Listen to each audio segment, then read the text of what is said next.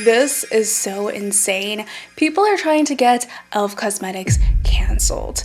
Their new ad with drag queen Heidi N Closet and comedian Matt Rife was originally meant to make fun of expensive beauty products, but it completely backfired on them. People are very upset with e.l.f. and have even decided to boycott them. So if you have no idea what the heck is going on, then you came to the right place, because I'm gonna catch you up on all of it. Now, if you are a fan of e.l.f., then you're likely familiar with their famous Judge Beauty ads. These ads originally received a lot of positive feedback from their customers because they were funny, entertaining, and very relevant to their target audience. And based on the success of these ads, they decided to continue the theme of legal drama, but instead use Matt Rife as one of the faces of their new campaign titled Elfino and Schmarns. Hey girl, has overpriced beauty hurt your wallet? E.l.f. that! The press release states that Elfino and Schmarns reimagines the courtroom setting as a platform for product truth-telling and value-driven advocacy. With e.l.f.'s signature blend of humor, entertainment, and value proposition, Elfino and Schmarns serves up charges against crimes against lashes, lips, and logic. The charges are inflated prices, makeup markups, undervalued smarts of the shopper. And just to give you an idea of the tone of the video, Matt Rife said, "I know a thing or two about red flags and pricey makeup. You deserve better than that." And this is all ironically while being a brand who recently just raised their prices by $1 a couple of weeks ago, and also started releasing higher cost items like an $18 skin tint. But that is not the only thing that missed the mark for fans. People were outraged by e.l.f.'s choice of featuring Matt Rife as one of the faces of this campaign. And if you have no idea who Matt Rife is, he is known as a comedian with, from what I remember, to be primarily a women audience. But in Matt Rife's Netflix stand-up special, Natural Selection, he made a joke, a really bad joke by the way, implying a woman wouldn't have a black eye if she could cook. I'm not going to include it in this video. You can watch it for yourself and be the judge of it. He even said in an interview with Chicks in the Office, "My comedy is so much more for guys than it is girls." My live shows, to me, I've always gone for the tone of like, I just wanted to feel like a hangout with the boys. Right. Like, you're gonna say some ridiculous shit from time to time, but I wanted to just feel like a hangout. Yeah. Like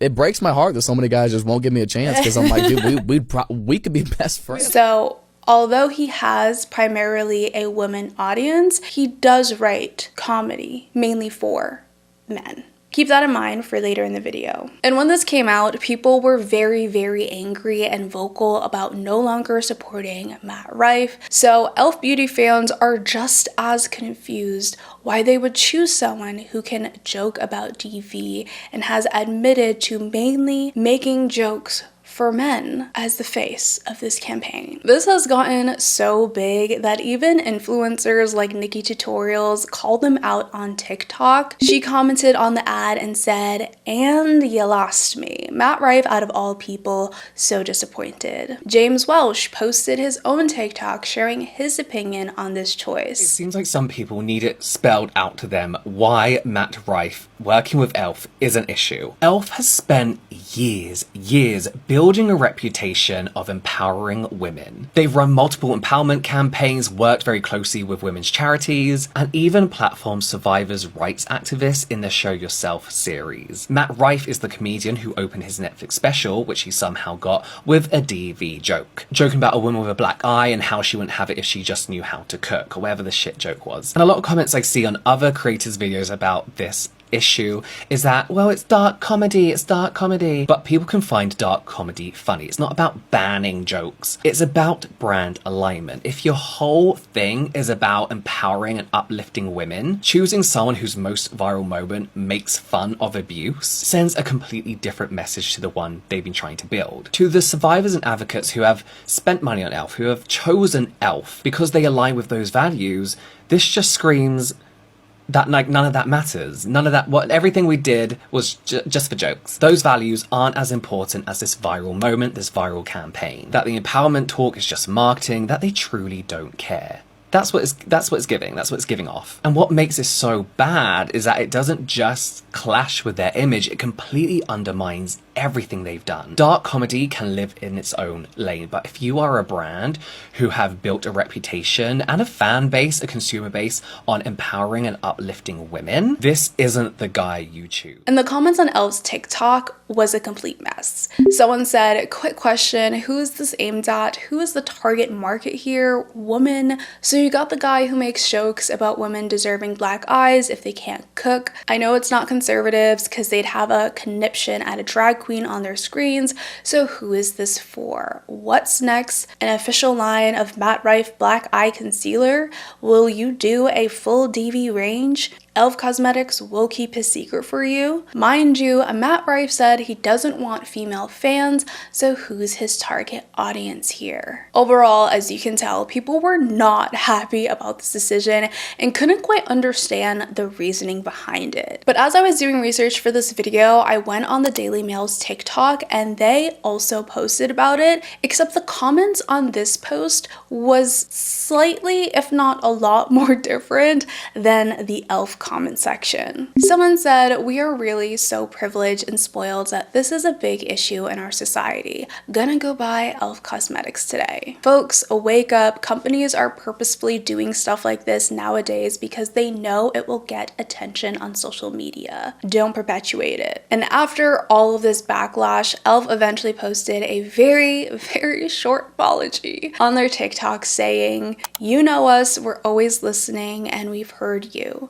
The campaign aimed to humorously spotlight beauty and justice. We understand we missed the mark with people who care about our E.l.f. community. While Elfino and Schmarns closes today, we'll continue to make the case against overpriced beauty. Probably one of the shortest apologies I have seen in a long time. And of course, people were not very quick to forgive. Someone said, yet his video is still up. This is giving, sorry you felt this way. It takes one search of Matt Rife's name to find out why he's so heavily frowned upon. You don't miss the mark, you just didn't care, I fear. Someone else said, even if Matt Rife wasn't awful, how does he make sense for the campaign? What does he have to do with beauty? And just like everyone else, I was just as confused as to why E.l.f.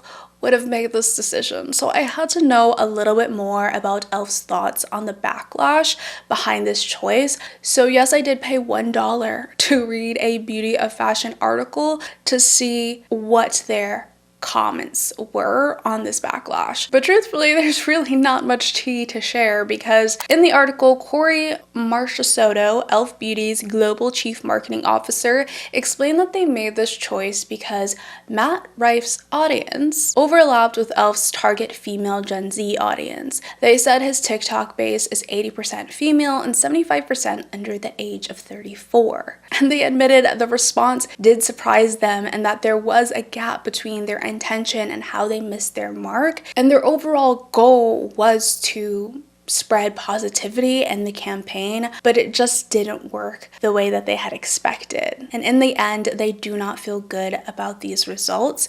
So it sounds like there is some remorse here. And to me, it gave a little bit more background, which was a lot better than the apology, but it still didn't explain everything. Anyways, now that you've been caught up about this situation, let me know how you're feeling about this. Are you still gonna be shopping at E.l.f? And is there anything that you feel like could be done by the brand to fix this situation or at least improve their reputation from this mistake? Personally, I think that choosing Matt Rife as the face of this campaign is completely off-brand and a very, very strange choice in many different directions.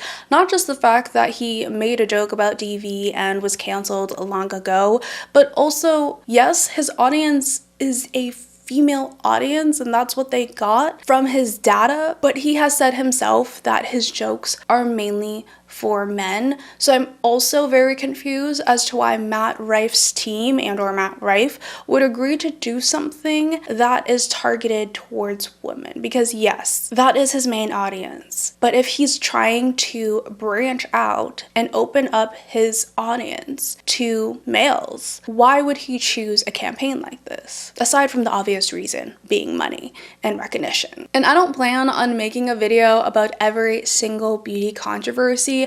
I only choose the ones that I feel very comfortable talking about and have the time to deep dive into. But for me, this topic was relevant because I really admired E.l.f.'s branding. I really admired their creative, because I do have a background in marketing and social media separate from being a content creator. And for me, this campaign was very disappointing. Based on my past experiences in marketing and social media, I can kind of guess where it went wrong behind the scenes. So this is just all speculation. But my guess is that this is an internal issue. Now, I wanted to see if maybe it's just the ad agency they're hiring, if there's like a common denominator between every single controversial rage baity ad, but I couldn't find if E.l.f. had hired an ad agency for this. I didn't look too deeply into it, but brief search, couldn't find it. And I don't know if this is created with their internal team. So sometimes that can also be part of the disconnect.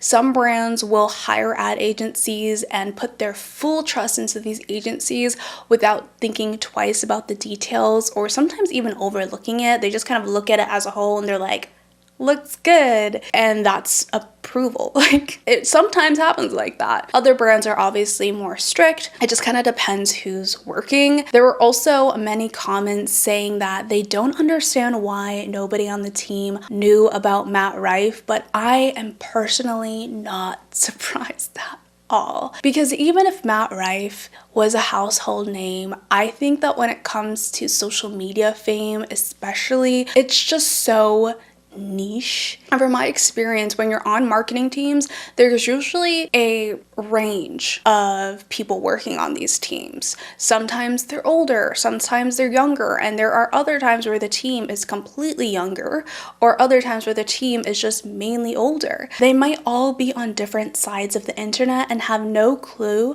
who Matt Rife is. Other times, I have also worked with people who don't shockingly have some of the most basic knowledge of social media, and that's not everyone's expertise when you're on a marketing team. But if a majority of the people on the marketing team don't have this insight on or knowledge, or aren't chronically online and know who's, that means there's nobody on the team that can actually speak for if the figures that they are hiring are a good look for the brand. There are other times when upper management will refuse to even be involved in making creative decisions or supporting you in writing statements that, yes, could be very detrimental for the brand. So sometimes the person writing this apology and the statement is just one person. It does not matter how big the company is. And somebody on E.l.f.'s team probably decided to keep it short and sweet because they don't know what else to say. Or maybe they were told to hold back and be careful about what they say. Choosing Matt Rife was a mistake, but I do think the apology made it worse. And usually I would argue that you can't please everyone with an apology because you truly can't, but this one could be in the books for the worst apology. On top of that, yes, campaigns like this are planned in advance, but it's also not uncommon for things to be rushed. Sometimes it's pressure from higher ups in the company to do things quickly. Other times they push off execution until the very last second. There are so many reasons why this could have been overlooked. So it's very likely that they were focused on maybe the more creative aspect and the logistics, but there was nobody on the team that bothered or thought or even had the knowledge to consider researching him beyond the basics of his target audience. So if you're a brand watching this, let this be a lesson, not just to hire somebody that can do the basic job and the basic skills, but there should be someone on your marketing or advertising team that understands the severity of every post post and campaign that goes out.